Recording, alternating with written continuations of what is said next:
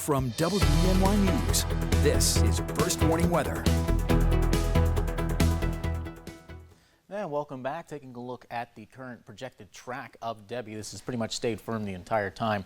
Right now, the center of the storm very well inland, really approaching the Charlotte metro area, and it's still a tropical storm, but I suspect within the next couple of hours it will be downgraded to a tropical depression. It's currently sustained winds of 40 miles per hour, very close to the mark of 37 miles per hour, where it needs to be a tropical depression.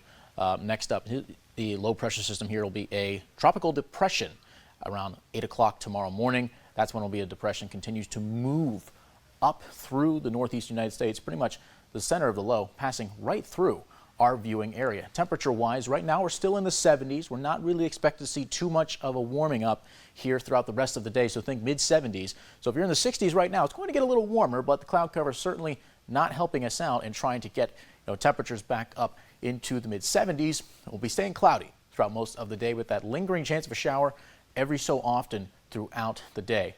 Right now, though, we do have a couple of these showers that have been passing through, a residual rain band from Debbie passing through.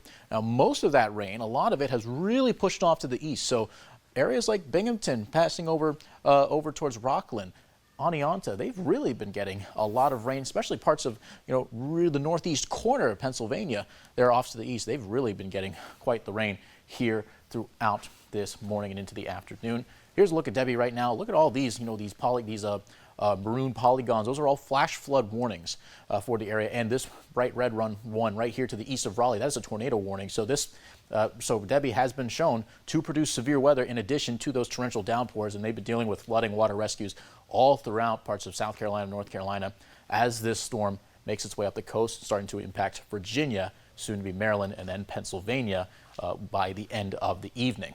Now, for a flood watch is in effect as a result of this. The National Weather Service has gotten ahead of it and has put out this watch. It's going to be going in from 8 o'clock tomorrow morning to 2 a.m. Saturday. So 8 a.m. Friday to 2 a.m. Saturday is when the best chance of flooding, perhaps flash flooding, is where it's that time frame is where we're going to see the best chance of it. Think again, flash flooding as opposed to river flooding.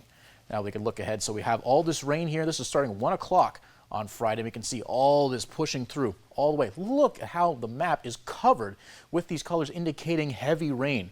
This is at 11 o'clock, so this is far from over as we make our way through. But again, the heavier bands start to make their way out around 5 o'clock. We'll still have a few lingering residual showers, and then by the time we get past sunset and into Saturday morning, things will calm down. So certainly not a fast-moving storm and not a very duration-wise event, but mainly then, still, even in that short term, still could see 2 to 3 inches of rain, localized maybe 3+ inches of rain, likely heavy showers all throughout the period.